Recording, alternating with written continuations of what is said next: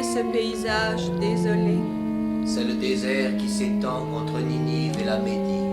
Je le reconnais. Je ne le reconnais que trop. Le paradis s'est desséché. Ces arbres verdoyants au feuillage salutaire, aux fruits d'éternité, qui recouvraient les bords du Tigre et de l'Euphrate, tu les chercherais enfin. C'est là-bas qu'au-delà de ce désert affreux, c'est là-bas qu'au-delà de ce désert affreux, l'âme humaine a été reléguée. Elle-même pauvre, Elle-même déshéritée, Elle-même indigente, elle-même déserte.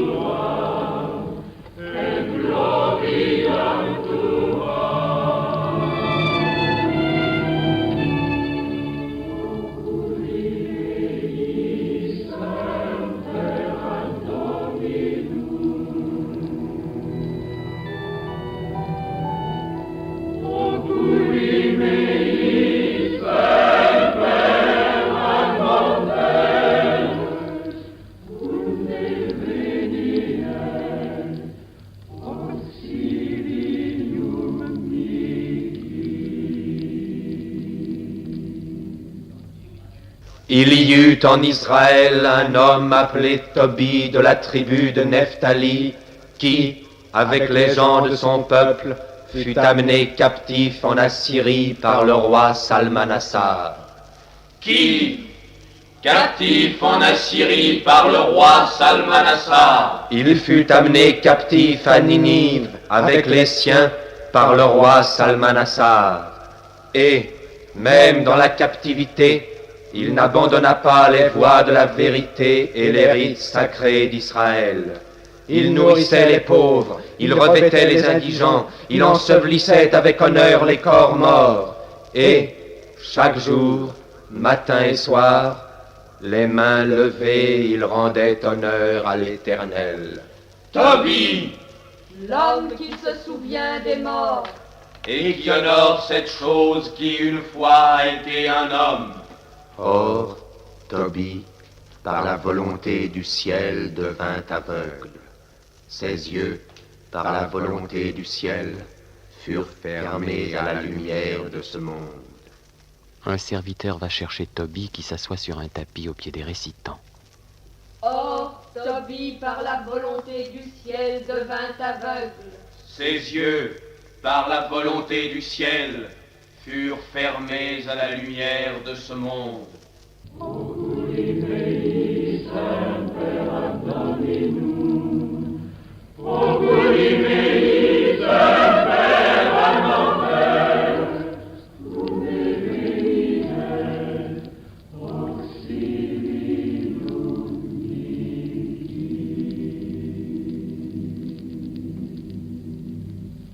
Le Seigneur m'a donné, le Seigneur m'a ôté.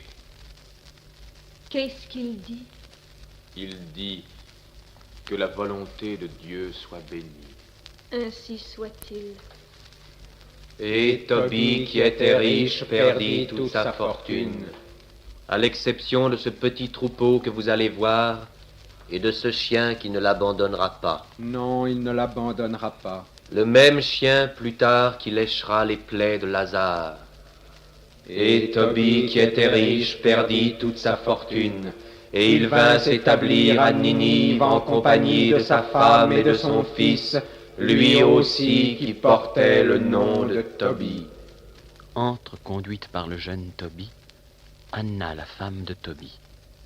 Ils viennent s'asseoir à gauche et à droite du vieillard. Et Tobie persévérait dans la prière. La femme va prendre à deux mains la tête de son mari et la force à se baisser vers elle. Elle lui essuie les yeux avec le coin de son voile. Et en même temps, là-bas, De l'autre côté du désert, dans une ville de Médie qui s'appelait Ragès, il y avait un autre Israélite appelé Raguel. Et ce Raguel avait une fille qui s'appelait Sarah.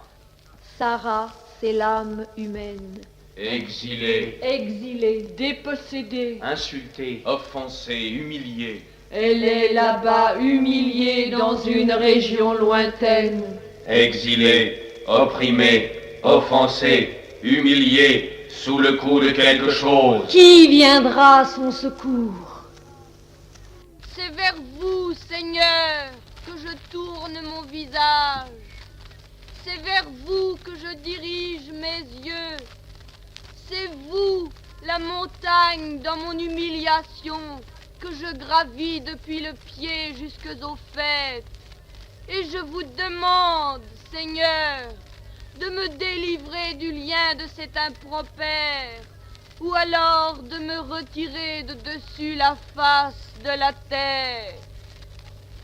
Père, c'est étrange. Il me semble que j'entends là-bas une voix qui se lamente. Je n'entends rien. Une voix de femme là-bas qui prie et qui se lamente. Et quel est le lieu de la terre, mon fils? Et quel est le moment du temps où il n'y ait pas une voix qui se lamente et qui prie?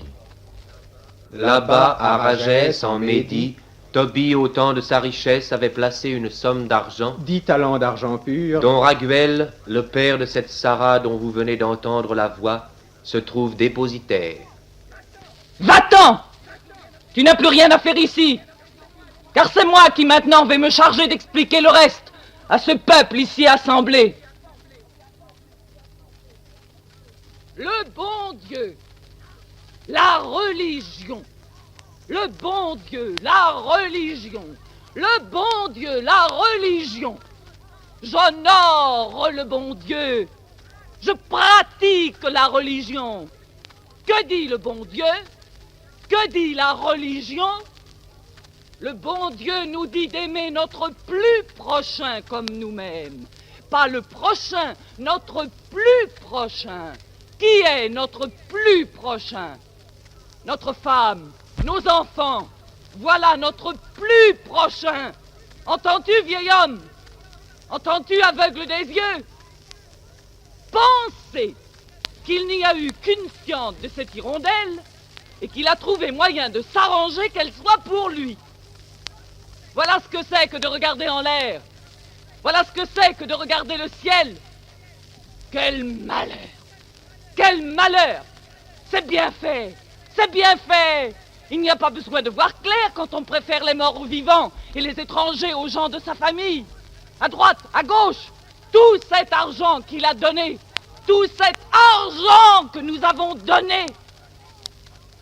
Et maintenant, nous n'avons même plus assez de moutons pour occuper notre chien. Il va en ville. Il travaille chez les étrangers.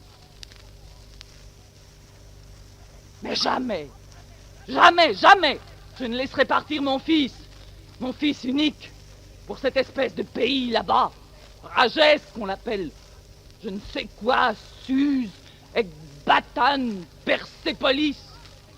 Cet argent qu'il donnait, qu'il prêtait, comme il dit, le vieil imbécile, à droite, à gauche, 10 talents à Gablus, 10 talents à Raguel. Qu'est-ce que cela ferait aujourd'hui avec les intérêts composés? Mais jamais, jamais je ne laisserai partir mon fils Tobie, notre cher enfant. Je n'en ai pas d'autre. Un enfant, ce n'est qu'un enfant. Il y a le désert, il y a les lions, il y a le climat, il y a le chemin qui n'en finit pas. Il y a les soldats, il y a les brigands, il y a les fleuves, il y a les montagnes. J'aime mieux perdre mon argent. 10 talents, 20 talents, 10 talents de bon argent. Aïe, aïe, aïe, aïe, 10 talents de bon argent avec les intérêts composés. Je ne veux pas perdre mon fils. Ça suffit. Il ne me prendra pas mon fils. Le voilà qui veut envoyer mon fils, je ne sais où, ce vieux maudit. Ce vieux maudit qui n'est capable de rien. Il faut que je le soigne comme un enfant. Et qui est-ce qui fait vivre la maison? Qui est-ce qui travaille pour tout le monde? Travaille! Travaille, la bonne femme. Use-toi le cœur, use-toi les mains. Un pied d'étoffe à tisser, cela fait 2 sous de cuivre. Et quand tu es rentré, reprise, lave, fais la cuisine. À quoi est-ce que cela sert tellement de prier? À quoi est-ce que ça sert de regarder le ciel quand on est aveugle? Aveugle des yeux, aveugle des mains, aveugle de l'esprit, aveugle des oreilles. Entre le chien qui vient prendre le jeune Toby et essaie de l'entraîner avec lui. Anna essaie de le chasser avec son bâton, mais il revient toujours. Et tantôt il se jette à la figure de Toby le vieux pour lui donner un coup de langue, tantôt il essaie en grognant d'entraîner avec lui Toby le jeune. À bas, camarade. Va-t'en! Espère un peu que je te donne un bon coup. Est-ce que tu ne vas pas nous laisser tranquilles, propre à rien? Espèce de canaille de chien, de propre à rien! Ne lui faites pas de mal, c'est un bon chien qui sait son métier. C'est lui qui nous aide à vivre par son travail. Lui aussi, il est d'accord avec toi. Lui aussi, il essaie de m'arracher mon enfant.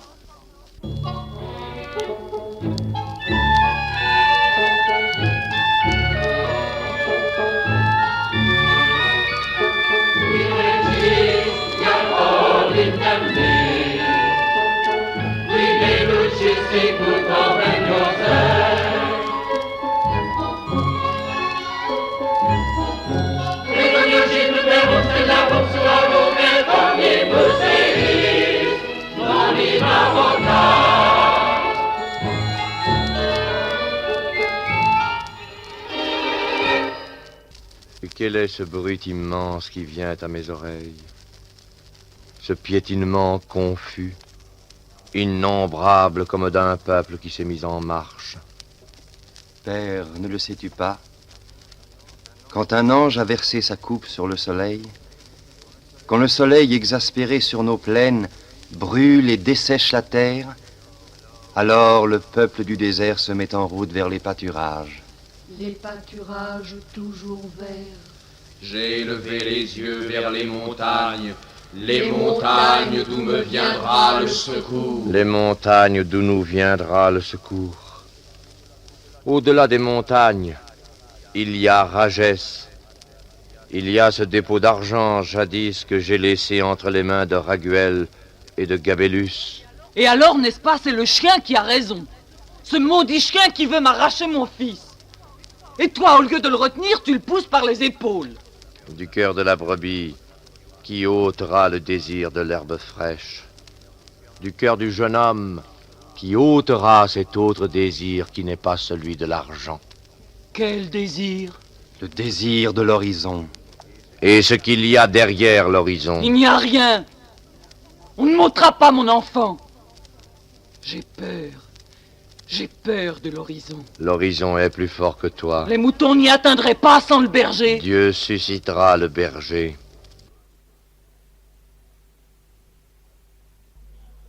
Lui qui conduit comme un berger Israël. À travers le feu et l'eau. Lui qui conduit comme un berger Israël. Et moi, je n'ai point besoin de berger pour autant que je tiens entre mes bras ce petit mouton. Comment donc le retiendras-tu puisque tu ne sais même pas son nom? Je ne sais pas son nom.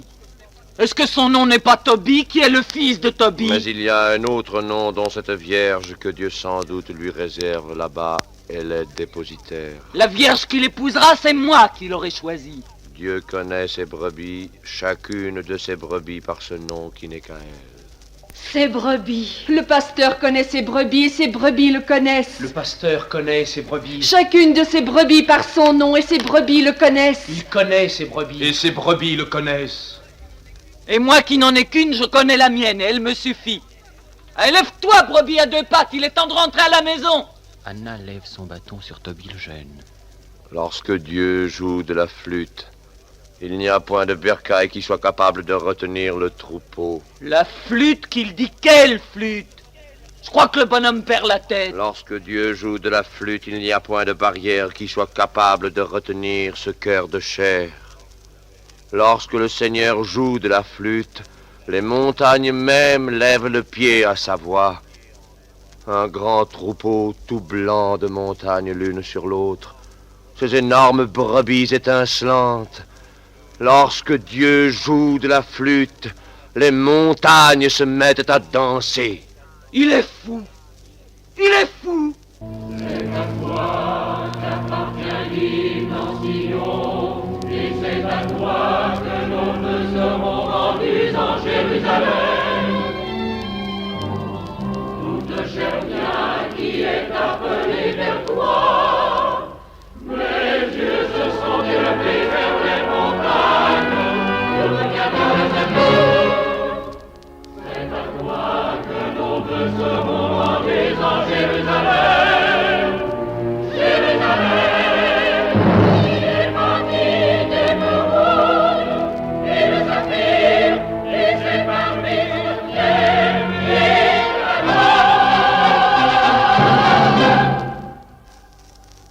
Lorsque Dieu joue de la flûte, quelle chair serait capable de lui résister? Non pas ce pauvre vieillard à qui vous avez pris le soin d'ôter la vue, afin qu'il entende mieux. Le bêlement, par exemple, de cette petite chèvre l'autre jour qui s'était réfugiée chez moi et dont ma femme aurait voulu faire notre souper. Seigneur, il ne fallait pas m'ôter la vue afin que j'entende mieux. Tout ce qu'il y a de petits moutons au monde qui bêlent, le bêlement innombrable de toutes ces voix l'une sur l'autre qui s'arrêtent tour à tour et qui recommencent, tout ce qu'il y a d'innocents sur qui l'oppresseur a mis la main, j'entends leur voix, et l'on dirait qu'ils m'appellent. C'est vers vous, Seigneur, que je tourne mon visage. C'est vers vous que je dirige mes yeux. C'est vous, la montagne, dans mon humiliation, que je gravis depuis le pied jusqu'aux fêtes.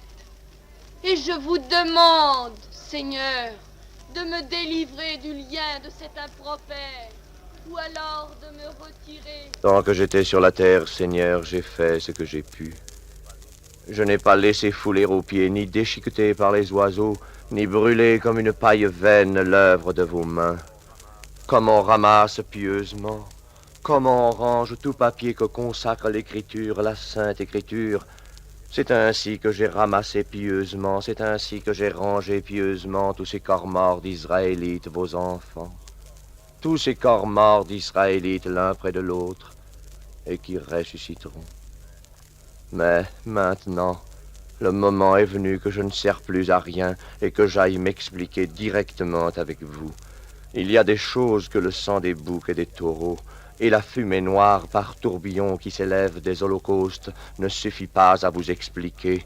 Vous qui êtes le Dieu non pas des morts mais des vivants et qui avez à vous occuper d'autre chose que de cadavres, il y a le cri des innocents qu'on égorge et à qui je mêle mon chevrotement de vieux hommes qu'il est temps que j'aille vous expliquer. C'est vers vous, Seigneur, mes yeux, c'est vous.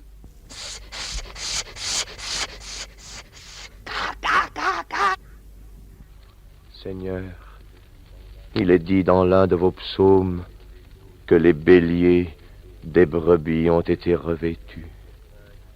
Ainsi le grand prêtre qui revêt le pectoral et l'éphod.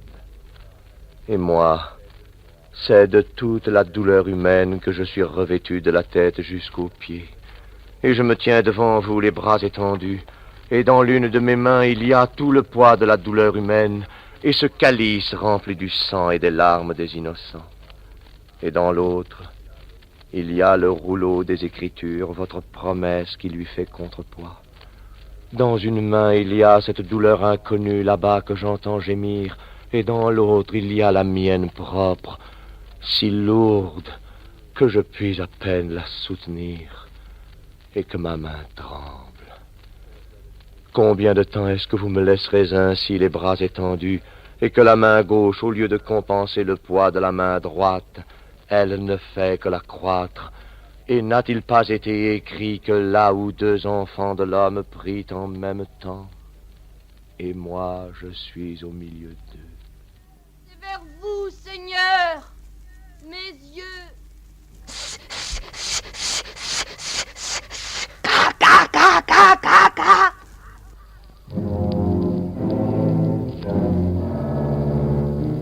Douleur, douleur à l'Orient. Douleur, douleur à l'Occident. à l'Orient. Et douleur qui lui fait équilibre à l'Occident. L'une ignore l'autre. Mais le poids de l'une, il n'est pas étranger au poids de l'autre. Cette jeune fille à l'Orient qui pleure. Ce vieillard à l'Occident qui prie. Ils existent à la fois dans le regard de Dieu. Leurs cœurs et leurs voix se font entendre en paroles entrecoupées.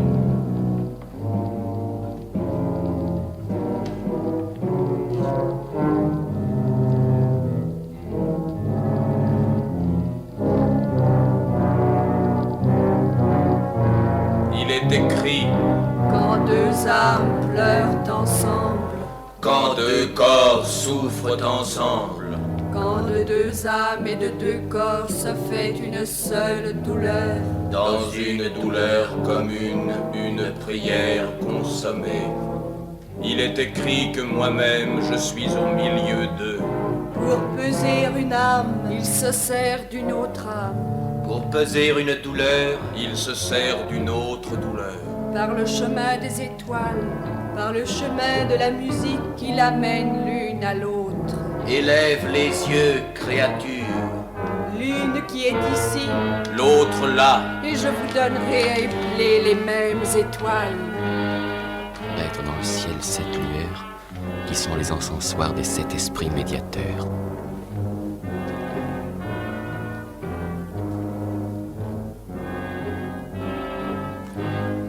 Et quels sont ces tourbillons de noire fumée, comme un archer dans les nuages? D'une main forte, il a tendu son arc. Et du levant jusqu'au couchant, de l'est à l'ouest, il a décoché sa flèche. Son char a tracé sur la mer une ornière fulgurante. Mais quels sont ces tourbillons de noire fumée? Du fond des plantations de l'abîme, c'est le tourbillon de noire fumée que la douleur humaine envoie jusqu'aux narines de l'Éternel. Du fond des fabrications de l'abîme, ce sont les âcres tourbillons de blasphèmes et de prières que la douleur humaine envoie jusqu'aux narines de l'Éternel. Le même feu qu'au fond des poitrines humaines. Il brûle dans les encensoirs éternels. Il est temps, envoie ton ange, toi qui décoches la flèche, toi qui de la roue ailée de ton char raye l'abîme d'une raie fulgurante. Envoie ton ange devant toi, qui prépare la route et qui aplatisse l'obstacle et qui transforme le détour en un chemin direct.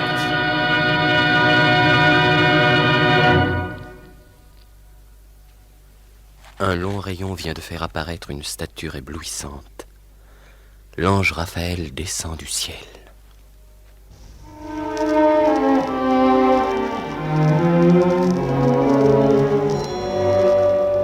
La nuit, Sarah est tendue sur sa couche. Apparaît l'arbre de Jessé qui croît et se ramifie d'abord très vague, mais dont les linéaments se précisent peu à peu en partant du bas, mais laissant la fleur suprême au sommet à peine indiqué.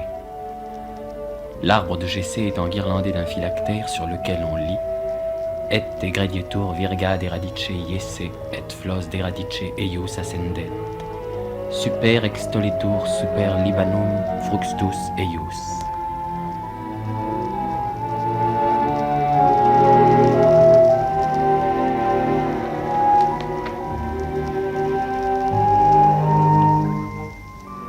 L'arbre s'efface peu à peu. Il ne reste plus de visible que le phylactère qui se transforme en un chemin sur lequel on voit peiner, tantôt s'éloignant, tantôt se rapprochant, tantôt recoupant ses propres traces, le jeune Tobie précédé de son chien. Lui-même apparaît avec son chien et s'assoit comme accablé de fatigue. Apparaît alors une urne énorme, d'où s'épanche à grands flots un fleuve immense.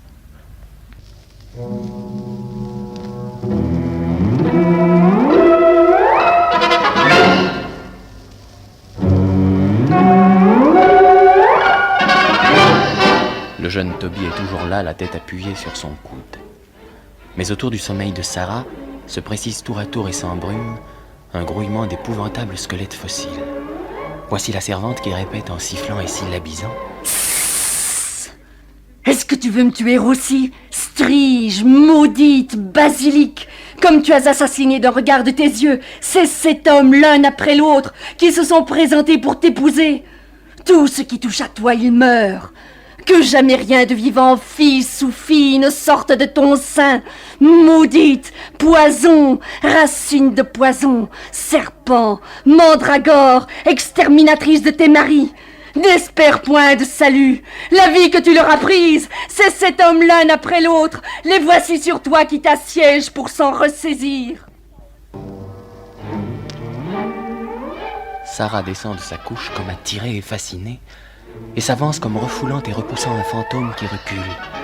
Puis elle fuit rapidement à reculons et se retourne brusquement comme si elle se trouvait face à face avec un autre fantôme. Elle recule de nouveau pas à pas, la tête cachée entre ses bras, puis elle tourne lentement sur elle-même, relevant et abaissant ses 2 bras croisés comme pour un geste d'exorcisme, comme si elle était entourée d'un cercle de figures menaçantes. Large lancement des bras comme pour balayer, comme si elle poursuivait un monstre qui recule. Lentement, elle revient, et se heurtant à Toby, elle promène les mains sur lui comme un aveugle. Puis elle disparaît.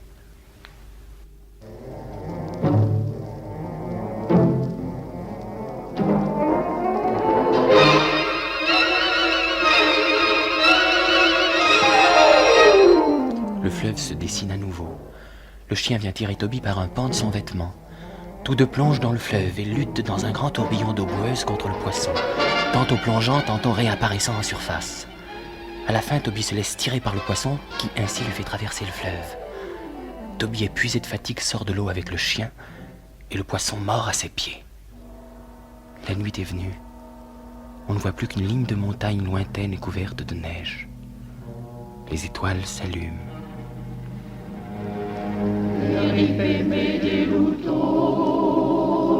Non infinia, et de profundis aquarum. Non vidi merga tempestas, aquini qui absorbeat me profundum, neque urgeat super me puteus.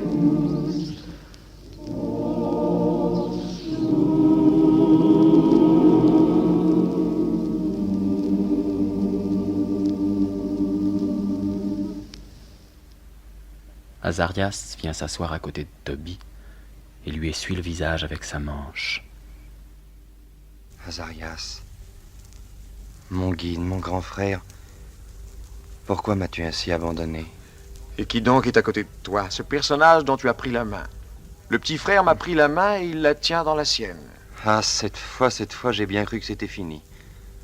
Le poisson violent, il m'a entraîné jusqu'au fond de ce grand fleuve, les entrailles du Tigre. Là où on ne sait plus si c'est l'eau ou de la boue pour vous étouffer. Mourir. Mourir, j'allais mourir. Mais cependant, le petit frère n'a pas lâché le poisson. Comment l'aurais-je lâché puisque tu m'avais dit de le tenir ferme? Et maintenant, c'est le poisson lui-même qui t'a fait traverser le fleuve, car, vois, tu es de l'autre côté. Et dis-moi, comment aurais-tu réussi à le traverser autrement? C'est vrai, j'ai traversé le fleuve. Ce grand fleuve rapide, il est vrai que je l'ai traversé. Et ce poisson même à tes pieds dont tu croyais qu'il voulait te dévorer. Ce grand poisson à tes pieds, plein de mystères et de sacrements. Il est à toi pour que tu en fasses usage. Azarias, je me souviens. Ce poisson, mais c'est le poisson même dont tu me parlais à Ninive quand je t'ai rencontré sur le marché. Mais celui-ci, maintenant, à mes pieds, il est beaucoup plus grand. Et je n'aurais pas imaginé que ce fût une chose aussi terrible d'être pêcheur de poissons. Est-ce toi qui as pêché le poisson? Ou est-ce le poisson qui t'a pêché? Et est-ce moi qui suis venu chercher Azarias? Ou est-ce Azarias qui est venu chercher son frère Toby?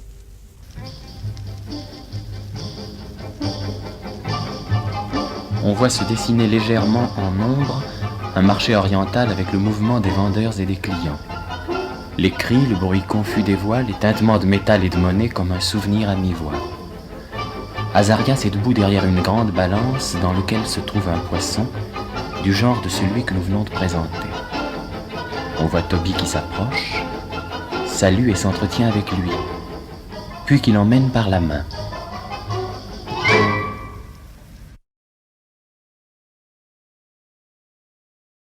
Ta mère, me dis-tu, t'avait envoyé au marché pour acheter un poisson. Un tout petit poisson bon marché, nous sommes pauvres. Et non pas cet énorme poisson, bien sûr, dans sa splendide robe d'écaille tachée de pourpre que tu offrais au public. Un énorme poisson, mais cependant pas aussi grand et aussi beau que celui qui est là, maintenant, à mes pieds. Et ne t'ai-je pas expliqué comment il fallait y prendre, cet énorme poisson, quand il s'élancerait sur toi pour te dévorer? Par les ouïes, n'aie pas peur. Par cet endroit où la vie pénètre. Par cet endroit, le peuple de dessous l'eau, où ça respire. C'est par là qu'on s'empare de ce croque-mitaine, de ce monstre à large gueule sur nous qui s'apprête à nous dévorer. Il suffit de ne pas lâcher prise.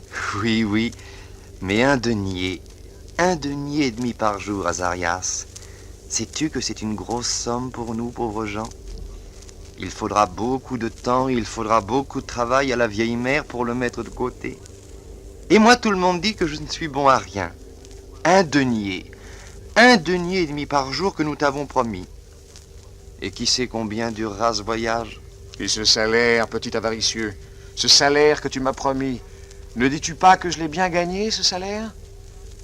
Pourquoi ne réponds-tu pas? Je te tiens. Je te serre la main. Est-ce que ça ne te suffit pas que je te serre la main? C'est Azarias, dis-tu, avec toutes ses promesses. 2 jours, 3 jours, il a été avec moi, et au bout de 3 jours, je cherche, il n'est plus là. Oui, mais maintenant, de nouveau, je vous tiens, mon grand monsieur. Et je ne vous laisserai plus aller. Je la tiens enfin de nouveau, cette forte main. Et j'entends ce pauvre enfant, sans rien dire, qui me demande... Où étais-tu? Et pourquoi m'avez-vous ainsi abandonné? Où étais-tu? Et pourquoi m'avoir ainsi abandonné? Mon père m'avait dit que tu marcherais devant moi, et moi je n'aurais qu'à te suivre. Tu regardais devant toi, et moi peut-être que j'étais derrière. Ce n'est pas un guide qu'on ne voit pas que mon père avait engagé. Ma place était par derrière. Pour un pèlerin, tout ce qu'il y a de dangereux, c'est par derrière que ça arrive. L'envie de revenir, par exemple. Je n'avais pas envie de revenir. C'est vers vous, Écoute. Seigneur, que je tourne mon visage. Que faut-il C'est écouter? vers vous que je dirige mes Un appel. yeux. Quel appel? C'est vous, la montagne. Une voix là-bas bien loin comme celle d'une personne. La même voix jadis que j'ai entendue à Ninive. Et depuis, l'as-tu entendu encore? Chaque matin, sans aucun bruit, elle m'éveille. Et chaque soir, avant que je m'éteigne pour dormir, elle est là comme un reproche. Chaque pas que je fais en avant, je l'entends mieux. Et tu dis que je t'ai laissé sans guide. Ne suffisait-il pas que je t'emmène jusqu'à ce point où, cessant d'entendre derrière toi la voix de tes parents, devant toi tu commences à entendre la voix de ta femme? Quelle femme? Le besoin que là-bas, au-delà du désert, au-delà de ces montagnes, quelqu'un a de non pas un autre que toi-même. Mais c'est bien plutôt moi qui ai besoin là-bas, au-delà de ces montagnes, de ce pain que mes parents m'ont envoyé chercher avec toi et qui les empêche de mourir. Et toi, mon petit frère, sur ce long et dur chemin où ces pauvres pieds se sont meurtris, t'ai-je laissé manquer de quelque chose? Non. Chaque fois sur mon chemin que mon bissac s'est trouvé vide, il y a eu quelqu'un pour le remplir.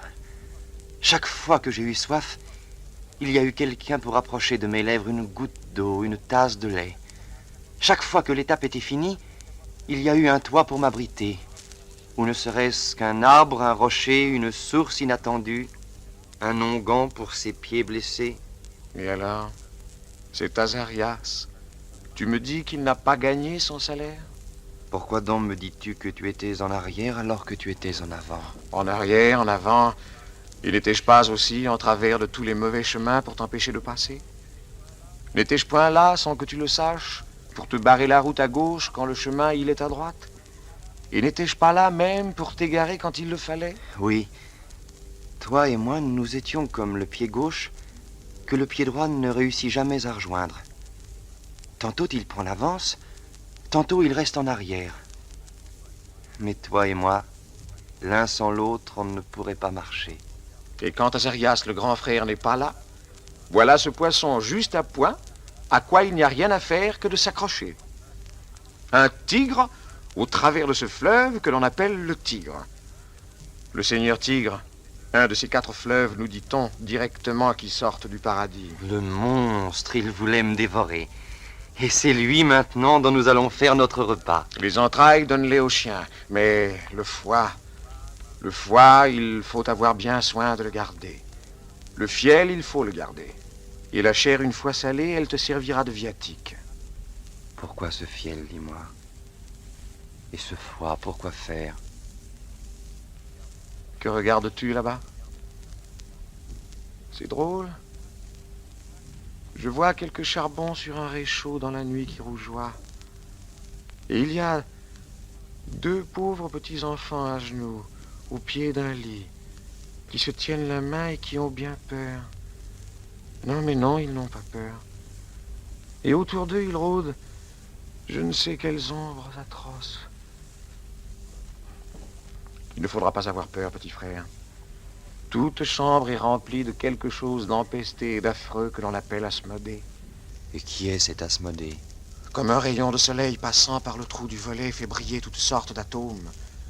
Ainsi, ce rayon de l'enfer à travers la nuit fait apparaître plus noir toutes sortes d'ombres noires. Je n'ai pas peur d'Asmodée. Oh, prends garde. Il est ton ennemi et ton rival dans la nuit qui guette et qui t'attend. C'est lui à qui tu auras affaire. C'est lui, cet amant jaloux de l'âme humaine. C'est lui, cet ennemi, cet affamé de l'âme humaine. Il mord dedans. C'est lui, ce gardien qui la garde. Comme un chien affamé de viande, le démon, c'est ainsi qu'il est affamé de l'âme humaine. Et comme l'odeur de la viande, c'est ainsi que sur tout homme et sur toute femme née de la femme, il flaire en bavant de désir cette odeur du péché originel. Dis, tu me parlais d'une femme tout à l'heure. Elle s'appelle Sarah, fille de Raguel, et vous avez ensemble un lien de parenté. La fille de ce Raguel, précisément, auprès de qui ton père t'envoie pour lui redemander ses 10 talents d'argent pur que jadis il a prêtés. C'est elle dont j'entends la voix? C'est elle dont ton père avant toi, et le père de ton père a entendu la voix, et c'est toi la flèche. N'as-tu pas entendu dire que le Seigneur, dans les nuées, est comme un arc tendu? À travers le temps et la distance, la flèche part. À travers les nuées, en un instant, la flèche part, elle atteint le but. Sarah. Oui, cela je peux le dire. Sarah. Ce nom est doux. Mais je n'ai jamais eu de sœur et ne sais comment il faut me comporter avec cette sœur que tu dis. Si tu sais dire Sarah, cela suffit. Sarah. Mais Toby aussi, c'est un nom qui serait doux à mes oreilles si elle le connaissait. Son cœur déjà le connaît avant que ses yeux l'aient enseigné à ses lèvres. Sarah. Toby. Oui, ces 2 noms ensemble, on dirait qu'ils ne font qu'un. Et l'autre jour, cependant que je dormais épuisé de fatigue, j'ai senti une main qui me cherchait, l'ombre d'une main sur moi. Et non pas qui me touchait, elle me parlait plutôt. Elle ne me parlait pas, elle essayait de parler. Et toi, Toby, quand tu me tiens la main? Non, c'est vous plutôt, Azarias, qui tenez la mienne. Tout est bien, il n'y a plus rien à craindre. Il y a une grande paix pour les hommes entre le ciel et la terre. Cette main, je la connais mieux depuis que tu me l'as ôtée. Mais toi, la tienne, cette femme, quand elle l'aura prise, il ne faudra plus l'ôter. Non, je ne la lui ôterai plus. Et ma main gauche le jure au nom de ma main droite. N'est-ce pas une chose bonne et douce d'apprendre que là-bas, au fond de l'Asie, une âme ait besoin de toi, inconnu? Mais c'est moi qui ai besoin d'elle. C'est moi, muni de ce papier que mon père m'a donné, qui vient lui réclamer ma créance, cet argent. Elle, c'est avec plus que de l'argent qu'elle te paiera. Il n'est-il pas dit que l'argent doit être 7 fois purifié? Ainsi, cette âme, au nom de ce titre antique sur laquelle tu viens exercer ton droit, 7 fois éprouvée. Voici cette main droite pour elle, au nom de quoi ma gauche a juré. Mais que peut une main humaine contre cet esprit qui la garde? Quel esprit? L'esprit obscur appelé Asmodée, qui monte la garde au pied de son lit. Il est obscur, et tout ce qu'il y a d'obscur en toi, sans que tu le saches, est de connivence avec lui. Il est muet, et il a de quoi s'entendre avec tout ce qui dans l'homme n'a pas appris à parler, étant sourd. Je traverserai Asmodée. Pas plus que nous l'ont traversé ces 7 hommes, l'un après l'autre, que Sarah, sur le commandement de son père, a accepté pour mari. Et maintenant, sous ce cyprès que je te montrerai à Ragès, Il y a 7 tombes à côté l'une de l'autre. Tant pis. Si elle m'appelle, c'est qu'il y a quelque chose en moi qui était capable de l'entendre. Oh, Toby, regarde là-haut. La vois-tu? La reconnais-tu là-haut vers l'Orient, cette belle étoile rayonnante? Je la reconnais. C'est elle là-haut qui est la gourde. C'est elle qui est la source. C'est elle qui est le fruit. C'est elle qui me donne à boire, merveilleuse quand le soir tombe et que je suis fatigué. J'ouvre la bouche et l'on dirait qu'elle entre dedans. Et c'est elle aussi le matin d'un trait aigu et clair qui te réveille et qui te dit « Pars, pars, un javelot à la main, pars, pars, Toby !» Elle était là comme un oiseau qui chantait lorsque Dieu a créé le monde. Cette étoile, grand frère, dis, est-ce que tu peux me la donner? Je le peux, si tu es pur comme elle. Mais c'est elle, précisément, qui est là pour me rendre pur. Dieu l'a placée au ciel. Mais toi, je sais que si tu veux, tu peux la prendre et me la mettre dans la main. Non, pas celle-ci, mais une autre. Aussi belle? Aussi et plus encore. Écoute, cette étoile que je te donnerai, c'est une étoile qui connaît et qui rend cette autre étoile en toi que tu es toi-même, petit frère, connaissante. Ce sont 2 yeux qui voient. C'est une étoile qui aime. Dieu l'a cachée pour toi au sein d'une vierge. Comment dis-tu que je suis une étoile? Ses 2 bras et ses 2 jambes avec les pieds et les mains et les doigts au bout de chacune et le cœur qui est au milieu. Ne dis-tu pas que c'est une étoile et qui va où elle veut? Ah, ne te moque point. Elle, cette étoile rayonnante en elle, j'ai compris que ce n'est pas une étoile de chair. Ne dis point de mal de la chair, qui est capable de souffrir. Elle souffre et je souffre aussi.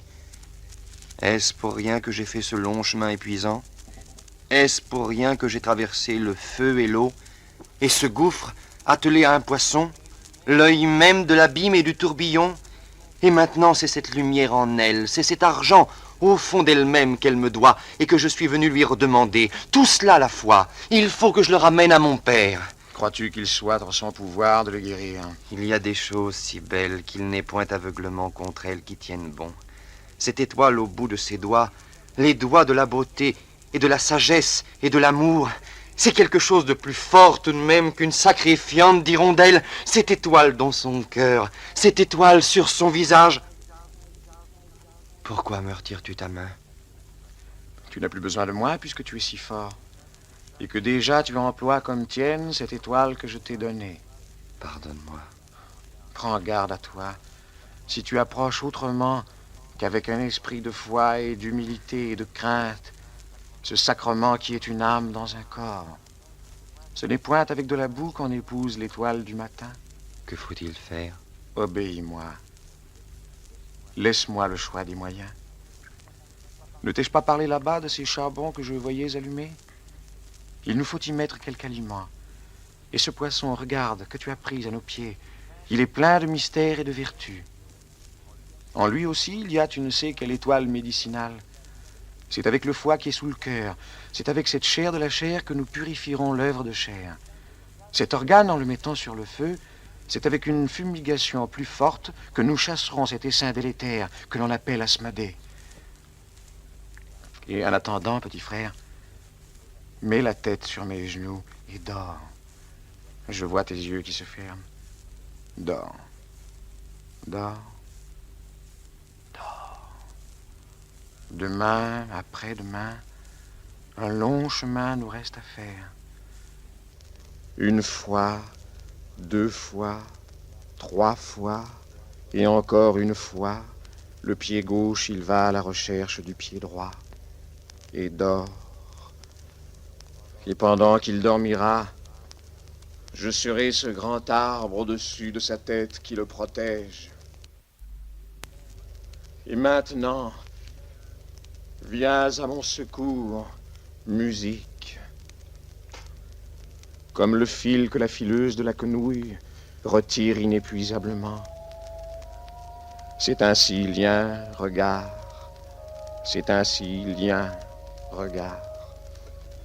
Que du bout de la main gauche à ma gauche, jusqu'à cette extrémité inépuisablement de la main droite, je te tire, fil d'or, fibre d'eau, rais de feu, rais sur l'air, trait du trait et brin 3 fois tressé. du bout de la main gauche jusqu'à cette indéfinité au loin de la main droite. Je te tire inépuisablement fil de l'âme, salive, ligne d'or, et toute la longueur de l'ange, mélodie. La flûte longue et brève et le persistant archet sur la corde qui dit mi. La mélodie instantanée tire un trait ininterrompu. Et toi, accours, âme, sur le ruisseau de la flûte. Accours, âme, avec l'orteil du dièse sur le ruban de la note, comme la gamme à travers la harpe, vierge de lin vêtu. Viens, visage sans visage, étudier ce miroir. Présence, étudier au fond du miroir, peu à peu, la naissance de ce visage qui naît. Comme Adam jadis, dans un sommeil profond consuel, enfanta la mère des vivants et du fond de sa chair le désir à jamais de son âme. Ce visage à la mesure de son âme. Regarde, contemple, pénètre, impose, imprègne, attire, sollicite de toute l'intensité de ton indigence, de ton droit et de ton besoin. Cet homme à la place de Dieu du fond de ses assises, comme la mer qui se soulève et qui est puissante à te donner existence. Et toi, émerge, reparais solennellement dans la nuit, autour de ce couple conjugal en qui va une fois de plus refleurir cette promesse en Abraham qui a été faite à toute la terre. Paradis de la création jadis follement dissipée, et dont la femme rapporte l'image pour en redemander la substance à cet époux jadis par elle égaré. Reparais, paradis de délices, émerge, reparais, paradis de volupté, joie de l'intelligence maintenant et non plus seulement de l'animal, image pour l'éternité thésaurisée par l'abîme et de remords devenus promesses. Enveloppe de ton enceinte sacrée ce couple qui naît seuil à la connaissance, ce baiser à la rencontre de la bouche et le désir à la rencontre de la prière. Et vous, je vous convoque autour d'eux, rejetons sacrés, arbres du paradis, qui jadis avez fourni abri au fond de votre profond feuillage à ce couple inculpé, arbre spirituel, de feuillage maintenant devenu musique et voix, vertu contagieuse jusqu'à l'âme de la sève avec la feuille et de la fleur avec le fruit. Arbre, je vous interpelle. Qui d'entre vous me répondra le premier? C'est moi. Je suis la ronce. Et pourquoi, dis-moi, toi, la dernière venue, es-tu la première à me répondre? Et n'est-ce pas moi la première que le Seigneur a donnée pour compagnon à l'homme? Quand chassé du paradis, il lui a donné toute la terre à cultiver dans l'effort et dans la douleur. L'épine, le lien de la ronce hérissé d'aiguilles et de perçures pour coudre tout ensemble, pour rattacher tout ensemble dans le lien de la douleur. Et maintenant prête l'oreille, car Dieu m'a donné une autre voix. Je suis la rose. Et certes, Rose, tu es la rose. Et déjà avant que tu te fasses entendre, je prêtais l'oreille à ton parfum. Je suis la rose. Je suis cette haleine impérissable à qui l'a une fois respiré. Je suis l'idée écarlate. Je suis cette parole en pleine figure de la vie. Je suis le pétale extatique de la lampe qui brûle et de la sagesse en plein soleil qui resplendit et qui sent bon. Mais la sève qui me nourrit, demande-en le secret ailleurs. À moi. C'est moi, je suis l'olivier. Et mon fruit, enraciné au fond d'une terre sèche et fervente, est l'olive, qui, si on la presse, fournit l'huile grasse et pure, onctueuse et limpide, secrète et apte à la flamme. Heureux qui a reçu cette grâce qu'on ne se procure pas chez le marchand. Heureux le secret canal qui communique à cette provision inextinguible à boucher à la molle huile pénétrante. L'amour de l'époux et de l'épouse, ce n'est pas l'expiration de la rose. C'est le recours au baume, la liqueur de plénitude, le bénéfice royal de la bénédiction sous-jacente.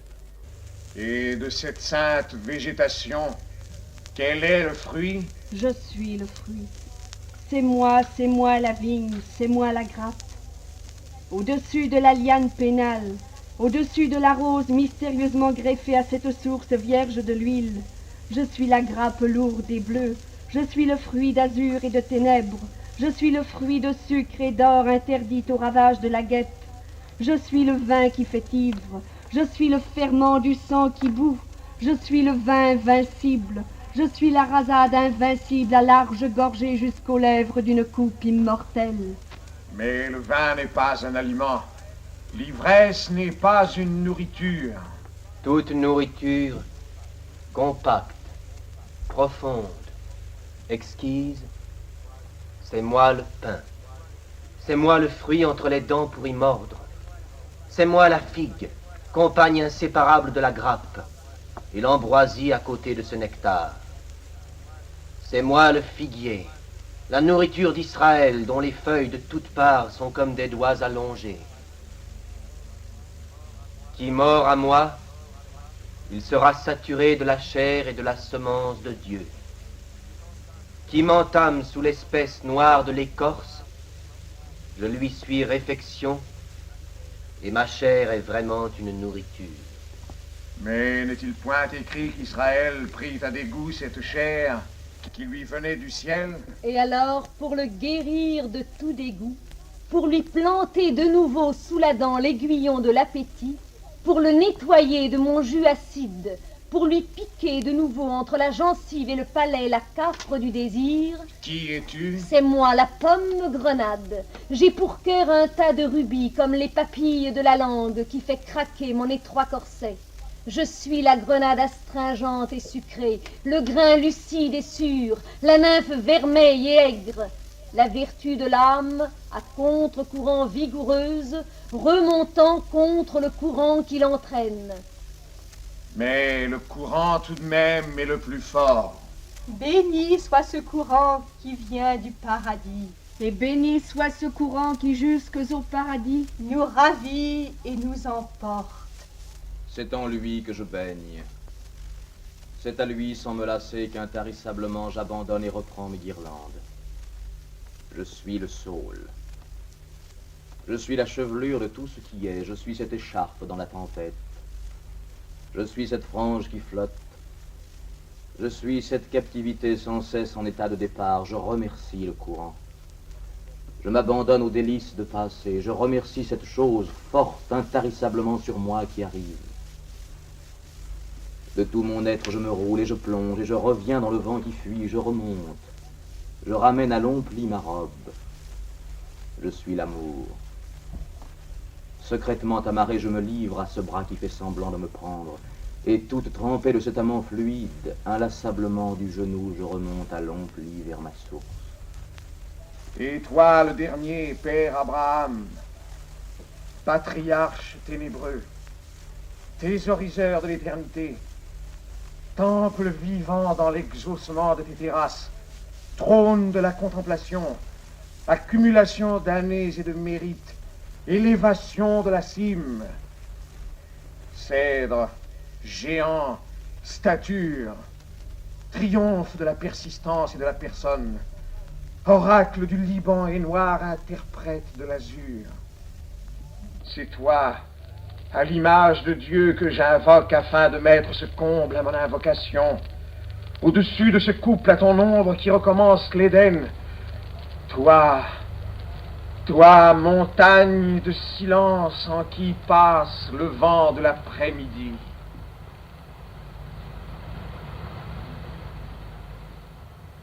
Et c'est moi, cependant, qui relie tout, qui enlace tout, qui fait la couture de tout ensemble.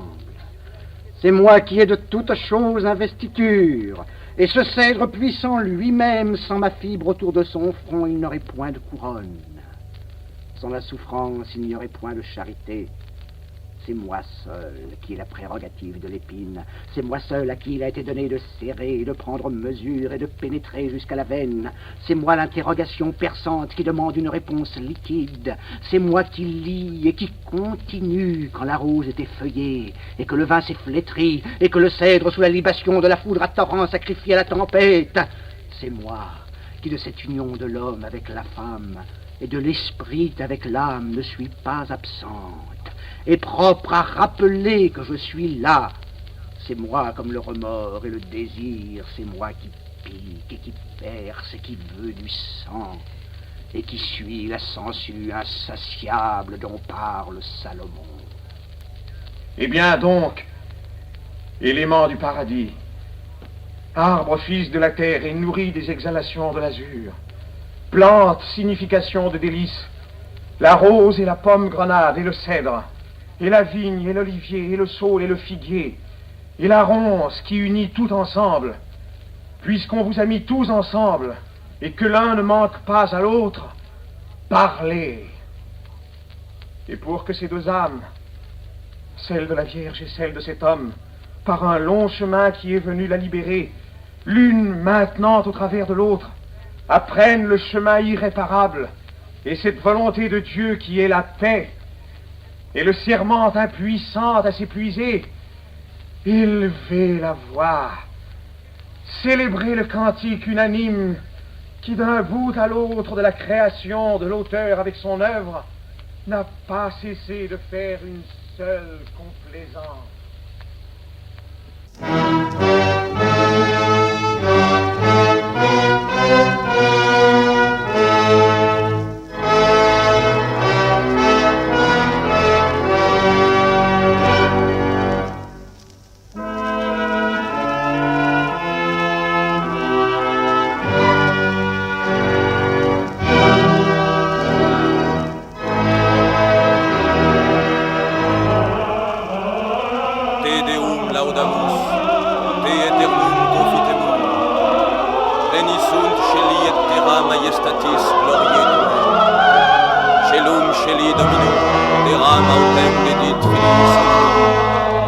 Teram autem dedit filis minum, masculum et feminam fecieteros.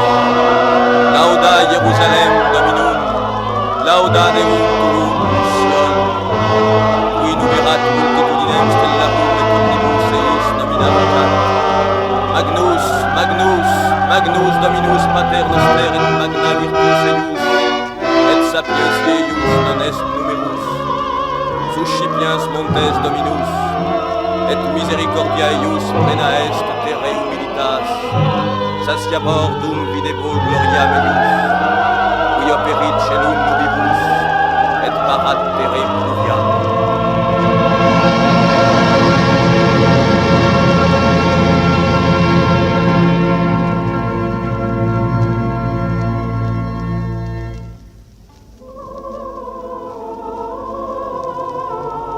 Descendit sicut pluvia in vellus, dixit et facta est pluvia.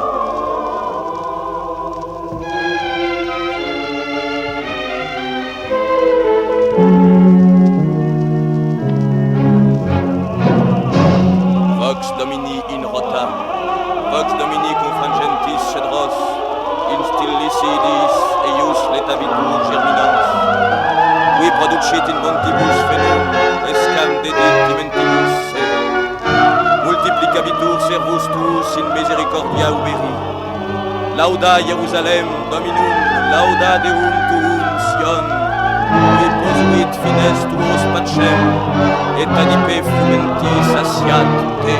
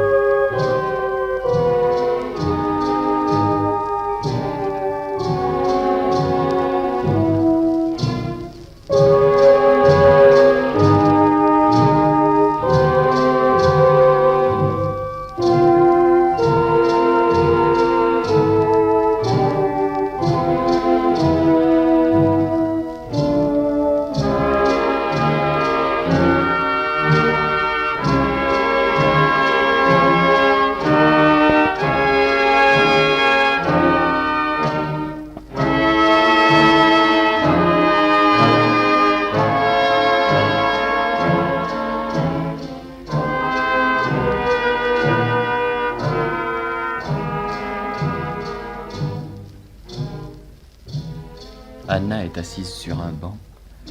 Elle a les yeux baissés et écrit en marmottant des chiffres sur le sable avec son bâton.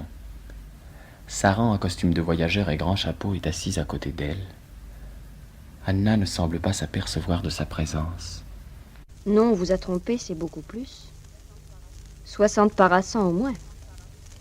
Et de Coran à Bogistéana, 160 parasangs. C'est long, un parasang. Sur la route, il y a un lac salé. Et de Bogistéana à Ekbatan, 80 parasangs. C'est la partie la plus difficile. Et d'Ekbatan à Rajes, encore 200 parasangs. Et pour le retour... C'est vrai. Mais il faut encore compter le temps qu'il a dû rester à Rajes. Celui de liquider et de réunir cet argent. Et autre chose encore qui peut savoir. Alors il ne faut pas être trop regardant en fait de mois et de semaines. Il y a tout de même 1 an qu'il est parti. Et depuis, aucune nouvelle. Mais qui sait s'il ne s'est pas déjà mis en route pour vous rejoindre? On m'a dit que c'est une route mauvaise et infestée de brigands. Et il y a aussi des précipices où il a pu tomber. Il y a les trombes et les avalanches. Il y a la peste et toutes les autres maladies qui arrivent par la route jaune. C'est la route jaune au rebours de laquelle il faut remonter pour aller à Ekbatan. La peste et toutes les autres maladies. Et les fleuves sont pleins de tourbillons et de monstres prêts à le dévorer. Ah, j'avais bien raison, je n'aurais jamais dû le laisser partir. C'est ce maudit vieux homme qui m'a forcé la main. Vieille mère, n'as-tu point un autre enfant? Il n'y a point pour moi un autre époux que Toby. Il n'y a point pour moi un autre enfant que Toby. Comment donc l'as-tu laissé partir? Une fois de temps en temps, il arrive que c'est le vieux homme qui veut. C'est cet argent là-bas, peut-être, qui l'appelait. Il est vrai. Moi, c'est cet argent à nous dû là-bas qui m'appelait. Et je ne cessais de l'entendre nuit et jour, cet argent brillant qui remuait dans la nuit comme un gros tas de poissons. Mais lui, qu'il disait, c'est une autre voix qui l'empêchait de dormir. Quelle voix? Que sais-je? Le gémissement d'une femme, il paraît. Une jeune femme, naturellement. Une vieille femme, qu'est-ce qui ferait attention à elle? Là-bas, ce gémissement qu'élève une âme humaine quand elle se tait. Et pour cette femme inconnue, vous avez laissé partir votre fils unique? Mais vous, qui êtes-vous? Qui êtes ainsi venu vous asseoir à côté de moi sans que je m'en aperçoive? Et qui me répondait si tellement comme il faut qu'il ne me semblait pas que ce fût un autre qui parlait. Vieille mère, un voyageur. Quelqu'un tout simplement qui vous demande la permission de se reposer à votre ombre. Levez votre chapeau. La voix était d'une femme et le costume, il est d'un voyageur. Mais la voix est d'une femme. Et ce visage que je vois, il est d'une femme. Elles restent ainsi quelques moments l'une à côté de l'autre. Puis Anna, très lentement, tout en regardant Sarah qui regarde devant elle, avance graduellement la main et la pose sur celle de sa bru. Sarah se jette en pleurant sur l'épaule de la vieille femme. Ils restent ainsi quelque temps enlacés. Ma fille, pourquoi avez-vous ainsi abandonné votre mari? Sont cela les manières de la Perse? Et pourquoi vous a-t-il ainsi laissé partir? Ce n'est pas sa faute. Il n'aurait jamais pu me retenir.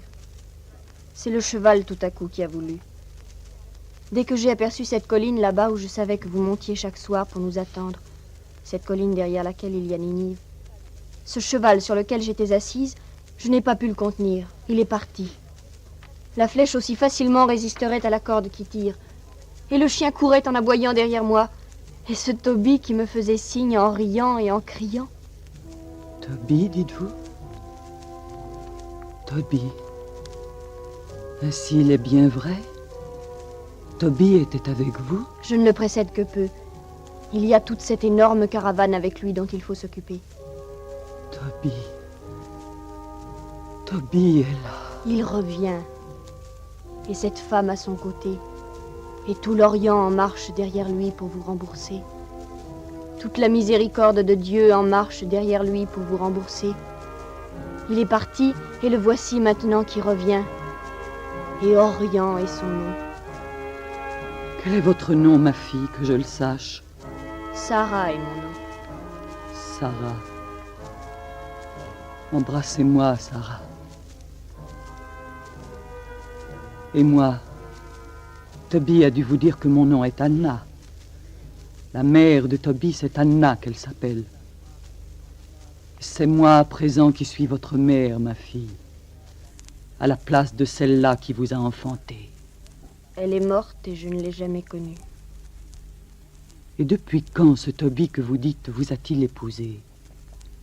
Ce n'était qu'un enfant encore quand il nous a quittés sous la garde du grand Azarias. 3 mois. 3 mois déjà, mère, se sont écoulés depuis nos noces, à Ragès. Anna la regarde et lui met légèrement sa main ouverte sur le ventre. Mon âme magnifie le Seigneur, parce qu'il m'a fait des choses grandes. Et sa miséricorde s'étend de génération en génération. Ainsi ce Toby qui est venu jusqu'à moi comme un prolongement de votre personne, vieille mère. Comme le prolongement de ce vieil homme qui a entendu ma voix au travers de la distance, la voix de cette engloutie et de cette maudite, et de cette humiliée et de cette insultée. Oui, il me semblait qu'il ne serait pas complètement à moi si je ne remontais jusqu'à la source, jusqu'à ce père aveugle, jusqu'à cette mère inconnue, jusqu'à cette mère maintenant qui est la mienne. Et maintenant me voici que rien n'arrête et qui bondit par-dessus les collines, comme le chevreuil dont il est parlé dans les rouleaux. Et je ne suis pas seule. C'est ce fruit en moi qui a reconnu sa race et qui exulte. Fille de Toby, épouse de Toby, mère de Toby et de monsieur mon petit-fils en vous, je vous salue. Je possède ma patrie. Il n'y a plus de patrie pour Israël depuis que Sion n'est plus, depuis que Jérusalem est effacée, et pas plus Ninive que Ragès. Je ne demande point d'autre patrie que la volonté de Dieu et le testament d'Abraham. Ainsi soit-il. Abraham génuit Isaac, Isaac Othem génuit Jacob, Jacob Othem génuit Joseph et fratres et jus. Voilà ce que nous lisons dans les rouleaux. Honore ton père et ta mère, est-il dit, afin que tu aies longueur de vie sur la terre, une vie au-delà de la tienne, depuis Dieu et jusqu'à Dieu en ligne droite, attachement avec le passé et prolongement dans l'avenir. Je n'ai point d'autre patrie que cette épaule qui m'accueille et que ce sein qui m'a porté. Je n'ai plus d'autre patrie que la foi en Dieu et l'espérance dans cette main qui ne s'est pas raccourcie. Nous sommes les enfants des saints. Nous sommes les enfants des saints. Ce sont les mots que ne cessait de me répéter cet ami au cours de ces 3 terribles nuits que nous avons passées ensemble, à prier au pied de notre lit conjugal. Cependant que tout l'enfer autour de nous déchaîné nous assiégeait, à l'intérieur de cette protection que nous avait donnée Azarias. Quelle protection? Je vous expliquerai tout plus tard.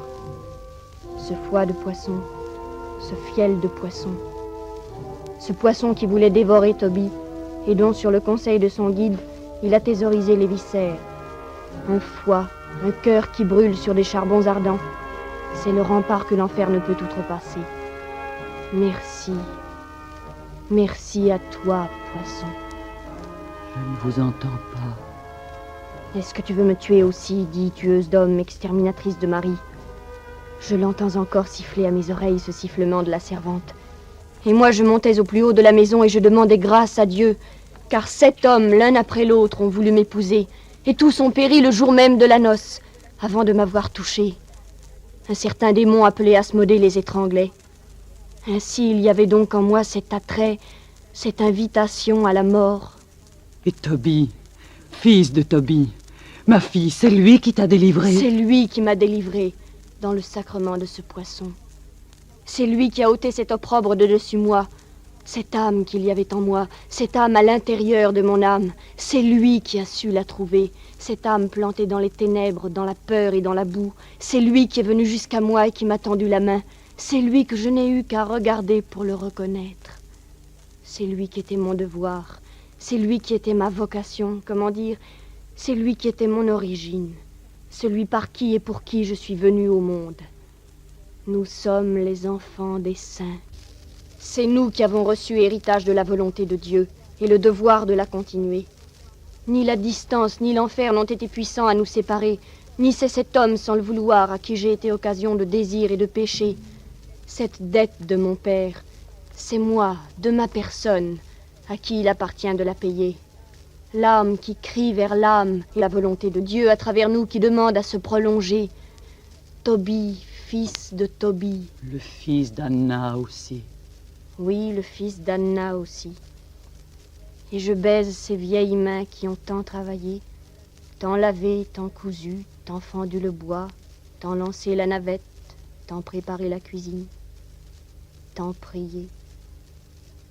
prié de ces 10 pauvres doigts.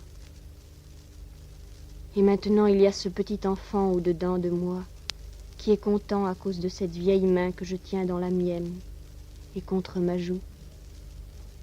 Et je pleure parce que j'ai retrouvé ma patrie. La vieille femme pleure aussi. Et alors, mère de Tobie, je vais te dire un mystère. Ce foie du poisson qui brûlait. Et alors, pendant que l'enfer autour de nous poussait des cris de rage et que remuait autour de nous dans la nuit cet horrible remuement plein de puanteur et de poison, alors j'ai vu se dessiner sur la muraille cet arbre, cette plante qui sortait de mon sein montant et s'élargissant, et à chaque branche toutes sortes de rois, de prêtres, de prophètes et de guerriers, l'un tenant l'épée ou l'harpe, l'autre portant la couronne, un seul arbre et toute une forêt. Et au sommet, oh, quelle fleur, si belle, si radieuse, si pure, si éblouissante que j'ai fermé les yeux et que mon cœur s'est fondu. Et mon âme a magnifié le Seigneur parce qu'il m'a fait des choses grandes. Et sa miséricorde de génération en génération sortant, montant, fructifiant et s'élargissant, elle s'est prolongée, elle s'est étendue. La femme est héritière du passé, mais c'est elle qui fait l'avenir. Instrument et complice de Dieu. Mon âme a magnifié le Seigneur parce qu'il m'a fait des choses grandes. Oh, ma fille, tu m'es arrivée comme un ange par le chemin de l'inattendu. Pendant des semaines, et chaque soir après l'autre soir, j'ai pris ici ma faction, usant mes yeux à regarder du côté de l'Orient. Et chaque jour, pendant que je travaillais, superposée à mon métier de tisseuse, l'image de ce chemin et de cet horizon ne me quittait pas. Et ce désert qui m'avait pris, mon fils. Et tout à coup, tu m'es arrivé de par derrière. Tu as surgi à mon côté pendant que je recomptais les étapes et les pas passants. J'ai regardé à mon côté et tu étais là, comme une vieille araignée tout à coup dont une mouche a fait trembler la toile. Il était à mon côté, le salut de mon âme. C'est le cheval sans que j'y sois pour rien qui m'a guidée. Et dès que je t'ai vu en haut de la colline montant la garde, aussitôt je t'ai reconnu. Et je suis venue silencieusement m'asseoir à ton côté. Et cependant, après tout, l'horizon et le chemin, non, ils ne m'ont point trompé. Que vois-tu? Que vois-tu là-bas, Sarah, avec tes jeunes yeux? Une colonne de poussière. C'est Tobie! C'est mon fils Tobie qui arrive. Et la poussière de ses pieds s'élève jusqu'au ciel. Il revient! Il revient! Le Seigneur m'a rendu mon fils Tobie. En ce moment arrive en chancelant Tobie le vieux, cherchant son chemin avec son bâton. Il est tiré par le chien qui bondit autour de lui, et puis se reprend à son vêtement. Et tu vois notre camarade le chien comme moi-même, il est parti en éclaireur. Et quel est ce pauvre vieillard qu'il tire ainsi brutalement par le bord de son vêtement? À bas! Veux-tu bien le laisser tranquille, vilaine bête? C'est le vieillard Tobie. C'est votre père, ma fille. Il est aveugle. Tu vois bien que ce fou de chien va le faire tomber par terre. Vite, va-t'en vers lui, prends-le, tiens-le, ramasse-le. Raconte-lui tout, explique-lui tout. Mais pour moi, il n'y a plus que ce nuage de poussière là-bas. Il n'y a plus rien au monde que mon fils Toby qui était mort et le voilà revenu. Toby, mon fils, Toby, tu vois, c'est moi, je suis ta mère. Tu es là, mon fils Toby, et moi, je suis ta mère. Que maudites soient ces vieilles jambes. Il n'y a plus rien de bon à tenir pour une vieille femme que son enfant chéri. Je t'appartiens, mon enfant bien-aimé, tu le vois. Je viens, j'accours. Toby le vieux, tiré par le chien, trébuche.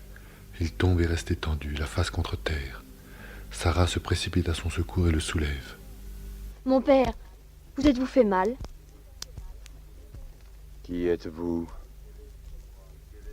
Et quelle est cette voix qui me dit « Mon père » ? Mon père, je suis votre fils Toby qui est revenu. Ce n'est point l'odeur de mon fils Toby que je respire. Ce sont toutes les roses du paradis. On m'a parlé de ce jardin fermé qui est au milieu de la terre, et il m'a semblé de temps en temps dans la prière que le vent du soir m'en apportait le parfum. Mais maintenant, c'est lui qui est venu à moi. C'est lui qui m'a relevé, pauvre vieillard, et qui m'a pris dans ses bras. Père, non. Ce n'est point quelque chose d'étranger dont vous vous êtes saisi. Je suis votre fils Toby. Je suis quelque chose à jamais qui est fait pour n'être pas séparé de votre fils Toby. Vous êtes donc cette femme, ma fille, que je demandais à Dieu et qu'il m'a ramenée de l'Orient? Sarah est mon nom. Fille de ce Raguel là-bas, qui est votre parent. C'est elle, dans une extrême nécessité, dont vous avez entendu le gémissement. C'est elle à qui vous avez envoyé votre fils Toby. C'est lui, en la personne de qui vous m'avez été présent. Et c'est lui qui m'a sauvé de l'enfer par le sacrement de la grâce de Dieu. Et c'est lui désormais en la personne de qui je suis Toby. Une seule chose désormais avec Toby. Et c'est Toby en ma personne qui vous a relevé et qui vous possède entre ses bras. Bientôt je vous annonce qu'il est là lui-même. Dès que l'on m'a montré de loin cet endroit où vous étiez, j'ai couru et rien n'a pu me retenir. Toby est là. Toby est là. Depuis que je suis une seule chose avec lui, 4 mois se sont écoulés. Et déjà il y a dans les fondations de mon être quelque chose de vivant qui est lui et qui bouge et qui dit merci à Dieu. Bénie soit celle qui est venue vers moi au nom du Seigneur. Père, c'est votre prière dans mon sein que je vous rapporte, toute remuante et vivante et fructifiante et multipliée. Non point la rose seulement, mais l'olivier. La rose, l'olivier et le cèdre, et le figuier et la grappe et le saule et la pomme grenade, et la ronce à jamais autour de lui qui l'empêche de s'échapper comme celle-là jadis qui rendit service à Abraham. C'est le paradis tout entier, un pauvre paradis, un humble paradis qui lui a été remis pour qu'il en fasse usage. C'est la foi en vous qui tend les mains du côté de cette promesse qui est en moi. Sarah, ma fille, il y a longtemps que je vous connais et que je prête l'oreille à ce cœur en vous qui essayait de m'appeler. Nous avons partagé la même solitude et le même dénuement et le même mépris. Il n'y a que ce nom qui est nouveau pour moi et cette odeur de rose. Nouveau mais non inattendu. Et qu'est-ce qu'il peut y avoir d'inattendu pour un homme qui s'est débarrassé de tout afin de n'être plus rien qu'attente? Son intérêt est du côté du soleil levant, et il s'est fait une âme assez grande pour engloutir tout ce qui arrive, sachant que désormais, il ne lui arrivera rien que de bon et que la seule différence avec ce qui est bon, c'est ce qui est meilleur. Tu ne peux rien m'apprendre, Sarah. Tout ce qui est arrivé, je l'ai connu d'une certaine manière, jour à jour, comme j'entends en ce moment s'accroître et se rapprocher les pas de mon fils sur la route qui s'en revient à moi. Il est parti comme un homme tout seul et il s'en revient comme une multitude.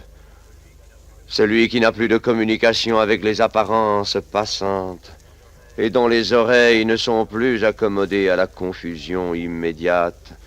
Toutes choses lui sont expliquées fondamentalement, intérieurement, comme par le langage des doigts. Je remercie Dieu qui, à partir de ce moment où je lui ai donné mon fils, n'a pas cessé de me le rendre, accompagné de tout le ciel et de toute la terre. Je remercie Dieu à cause de ce bonhomme en ruine qui a retrouvé le paradis. Et je ne dis pas qu'il l'a retrouvé, c'est lui qui est venu et qui m'a pris lui-même dans ses bras et qui m'a relevé alors que j'étais tombé par terre. Celui dont l'intérêt est du côté du soleil levant, il n'y a rien pour lui d'inattendu, car c'est précisément à l'inattendu que toute son attente est adaptée. Le paradis d'un seul coup, tout entier, avec toutes ses fleurs et toutes ses épines. Le soleil se couche aussi quelquefois. Il n'y a rien pour moi que le soleil levant. Les yeux ne m'ont été enlevés que pour ne pas permettre que je cesse de le regarder. Faciem tuam exquisivi, faciem tuam domine requiram. Le soleil levant. C'est chaud sur le visage d'un homme. Et quand il se couche, je sais bien que ce n'est que pour se lever de nouveau. Et voilà. Ce père, il est facile à contenter. Une piqûre de rose, et cela lui suffit. Mais quant à voir de ses yeux celle que son fils a aimée, celle qu'il a désirée au-delà des montagnes, celle qu'il a arrachée à l'enfer, il est content. Il ne demande rien.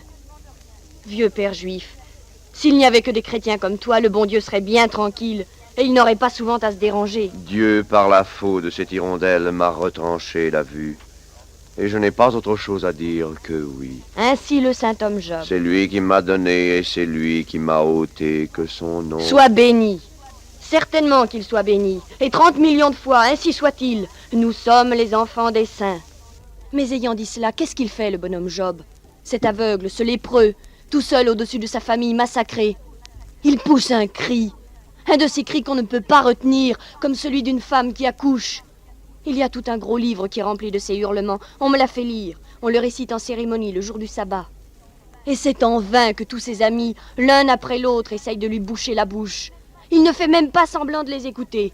Et de nouveau, il remplit l'éternité avec cet énorme sanglot, cette vocifération épouvantable. Qu'il périsse le jour où je suis né, la nuit de qui il a été dit un homme a été conçu. Pourquoi ne suis-je pas mort dans le sein de ma mère? Pourquoi le jour a-t-il été donné aux misérables et la vie à ceux qui sont dans l'amertume de leur âme? Très bien. Le Seigneur entend cela. Et il entend aussi les amis de Job, ces braves gens horrifiés qui essayent de le faire taire.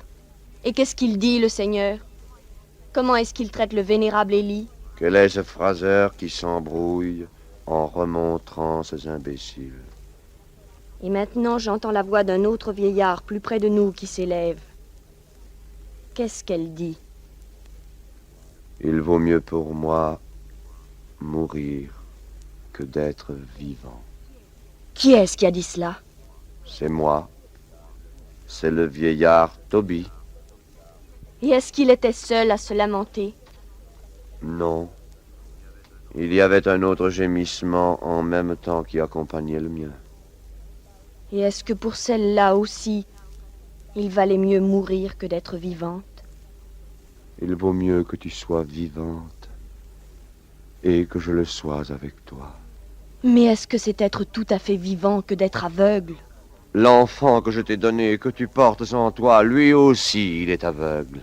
Toi qui m'as appelé, maintenant que je suis là, il n'est pas tolérable que tu refuses de me voir et que tu maintiennes cet obstacle entre toi et moi. Je sais que ce n'est pas autre chose que la lumière que mon fils est allé chercher en Orient. Si je suis la lumière, il ne faut pas avoir cette complaisance avec les ténèbres. Si je suis la lumière, Il faut absolument trouver le moyen d'ouvrir les yeux et ne pas lui refuser cet intérieur de toi-même. Si tu m'aimes, père chéri, il faut apprendre que je suis faite pour être regardée. Que faut-il que je fasse? Il faut demander. Il faut déchaîner jusque dans ses fondations tout ce qui en toi est capable de mécontentement et de prière. Il faut empêcher Dieu d'être tranquille. L'abîme qu'il y a entre toi et lui, il faut le franchir avec la vocifération d'Israël, avec une espérance enragée, avec la vocifération en toi de toutes ces générations dont tu es le délégué. Seigneur, faites que je voie. J'ai une espèce d'œil pour vous qui s'est formé au milieu de ces profondes ténèbres. Je ne suis pas fait pour me contenter de moi-même. Je déteste ce lien qui m'empêche d'aller à la rencontre de votre volonté. Seigneur, faites que je voie.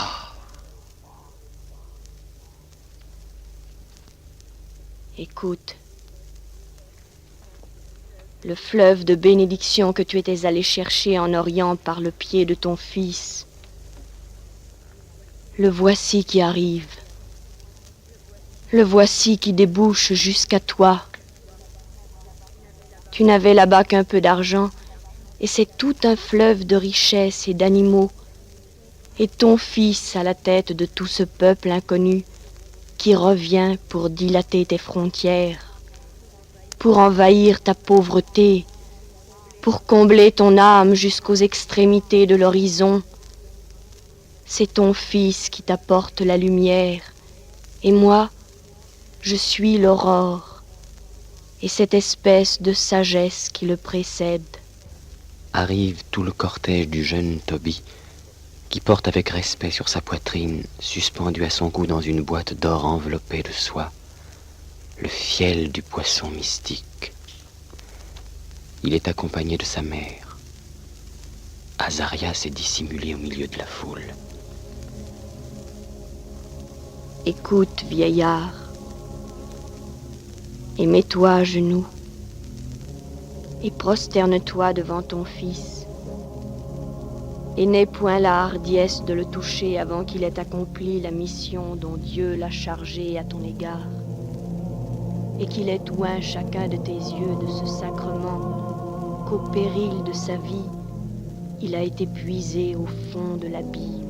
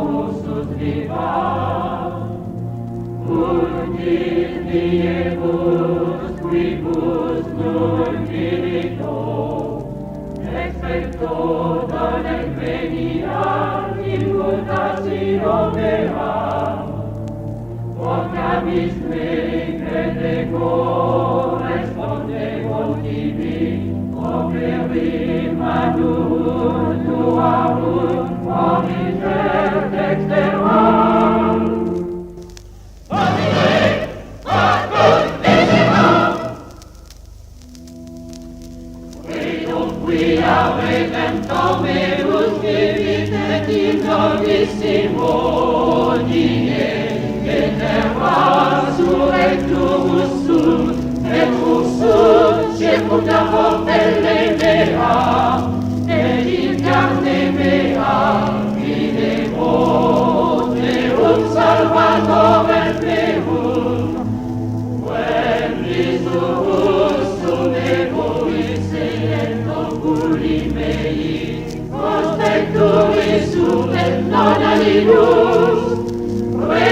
Le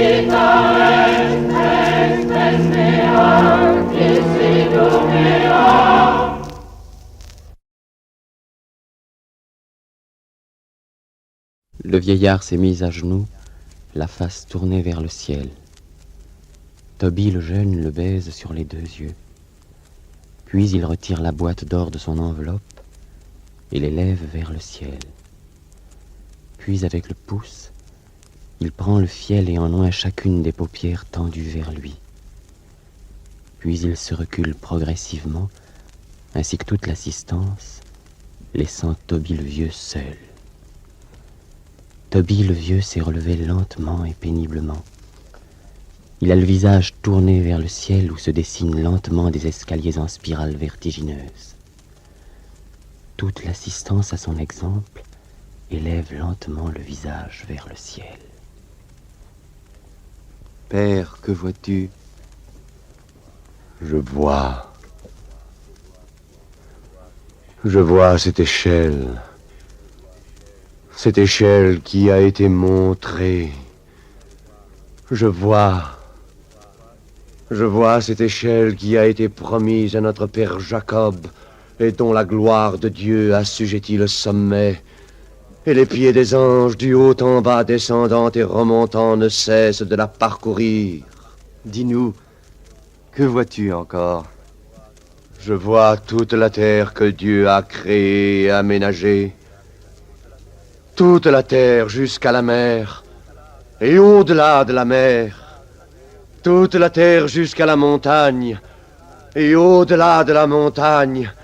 Toutes ces choses qui existent ensemble, toute l'étendue de cette terre qui est habitée par les hommes, et cette haleine sans nombre qui s'élève de la terre habitée. Mes oreilles entendent la douleur, mais mes yeux ne voient pas autre chose que la paix. Père, que vois-tu encore? Je vois mon fils Toby. Et qu'est-il advenu de cet Azarias, le fils du grand Anani à qui nous devons tout? Comment n'est-il pas le premier qu'il me soit donné de voir par le moyen de ces yeux qu'il m'a rendus? Azarias, Seigneur Azarias, où êtes-vous? Je l'ai perdu de vue depuis 2 jours. Et cependant je sais par ce que me rapporte l'un ou l'autre qu'il ne nous a pas quittés et qu'il est là. Azarias, Seigneur Azarias, où êtes-vous? C'est à vous que je m'adresse, ô le fils du grand Anani. Père, c'est lui qui n'a pas cessé de m'accompagner et d'aplanir devant moi le chemin et de me porter dans ses bras de peur que je ne heurte mon pied à une pierre. C'est lui le guide à ma droite et à ma gauche qui m'a guidé. C'est lui le gardien fidèlement qui m'a gardé. C'est lui qui était devant moi, et c'est lui qui était derrière moi, et c'est lui qui était à mon côté comme une tour. C'est lui qui a été mon frère, et cette forte main dans la mienne, toujours prête à se fermer sur elle. C'est lui qui m'a enseigné le poisson, et de n'avoir pas peur, et de me jeter sur lui, et de le saisir par les ouïes, et de m'en emparer, ce poisson plein de mystères et de sacrements, et de lui prendre le foie et le fiel, ce fiel dont je viens de vous oindre les yeux et qui vous a rendu la vue. C'est lui qui a récupéré cet argent avec son immense fructification que je rapporte avec moi. C'est lui qui m'a amené à votre parent Raguel, jusqu'à cette ville de Ragès en Médie, là-bas, au-delà de l'horizon. Et c'est lui, pendant que je dormais, qui m'a amené la fille de Raguel. La fille de Raguel, pendant que je dormais, afin que j'apprenne à la connaître, et qui nous a réunis âme à âme dans le paradis, et qui a fait de mes mains des mains de salut et de guérison. C'est lui qui m'a donné autorité et pouvoir contre les démons, et qui m'a appris le chemin au travers de cette distance qui sépare une âme d'homme de celle d'une femme. Et maintenant, que lui rendrons-nous pour tant de bienfaits, si ce n'est de nous partager en deux, et de le prier humblement d'agréer qu'il accepte la moitié de tout notre bien et de nous-mêmes, et ce qu'il a si bien gardé, d'accepter pour toujours qu'il le conserve. Ainsi soit-il. Et moi aussi je dis ainsi soit-il. Azarias! Azarias, où êtes-vous? Azarias, mon frère, où êtes-vous? Seigneur Azarias qui m'avait rendu mon fils, où êtes-vous? Azarias, qui avait terrassé Asmodée et qui m'avait rendu l'honneur, et qui m'avait sauvé de la servante, et qui m'avait donné Tobie, mon époux, où êtes-vous? Et qui, par le moyen de Tobie, m'avait permis de donner à Tobie cet autre Tobie que je porte dans mon sein. Où êtes-vous? Les rangs de la foule s'écartent lentement et graduellement, et l'on voit apparaître au fond Azarias, dans son costume de voyageur. Tout le monde s'écarte de lui lentement dans une impression de révérence et de terreur. Dépouillant ses vêtements humains, il apparaît dans sa gloire angélique. Ce n'est plus Azarias, c'est l'ange Raphaël. Tobie, Tobie, Sarah, Anna, votre frère Azarias va cesser d'être visiblement avec vous. La mission que le Seigneur lui avait confiée, il l'a remplie. Maintenant, sur la route qu'il a inaugurée avec vous, il a cessé de vous accompagner d'un pied visible. Et quoi le pain que nous avons mangé ensemble? L'humble vin que nous avons partagé. En as-tu oublié le goût? T'en trouves-tu, Seigneur, fatigué?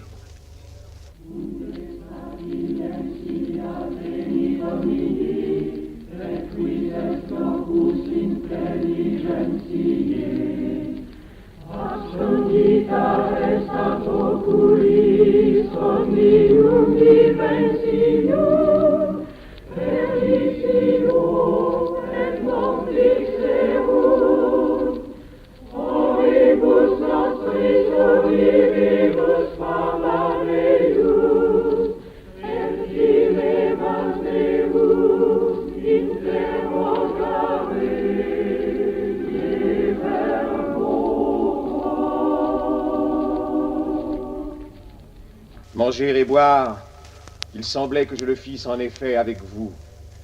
Mais j'usais d'une autre nourriture invisible. Mais j'usais d'une autre nourriture ineffable.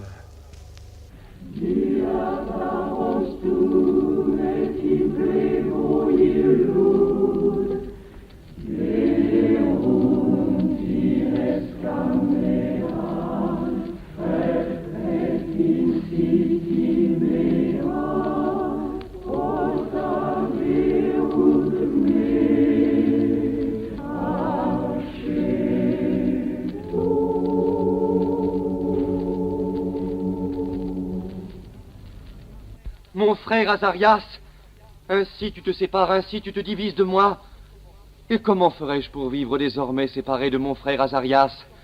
Comment me passerais-je de cette main dans la mienne, et de cette grande main sur ma tête? Et de quel nom faut-il que j'apprenne à t'appeler à présent? Mon nom est Raphaël. Raphaël qui est guérison. Raphaël qui est le médecin et le guide. Un des 7 qui se tiennent dans la présence de Dieu. Avec des encensoirs d'or dans leurs mains, où sont mises les prières des saints.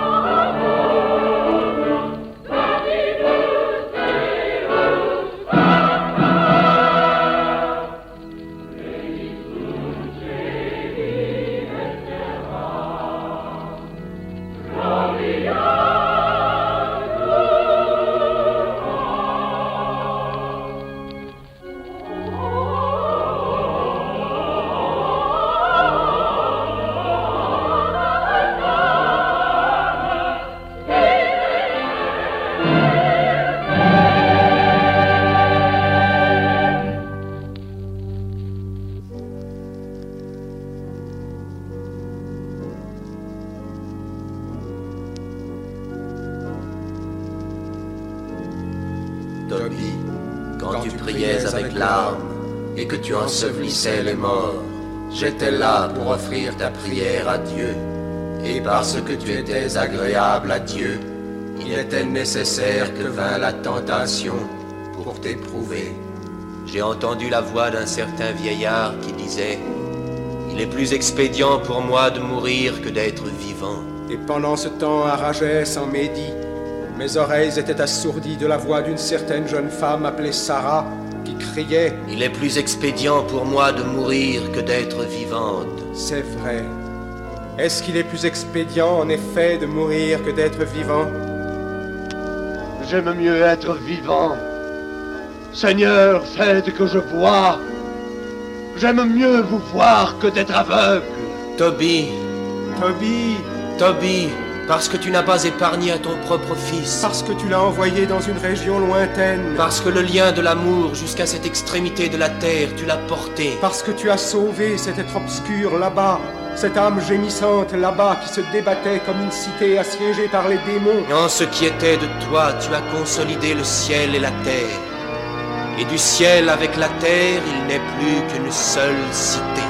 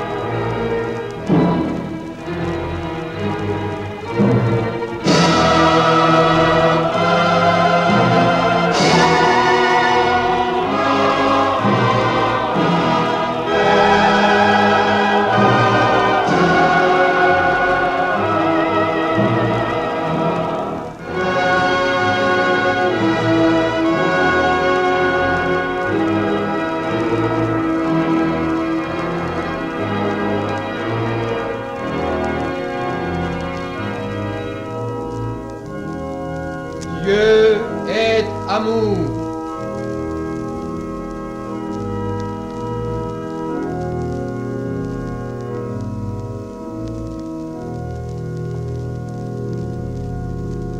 Pax vobis, nolite timere.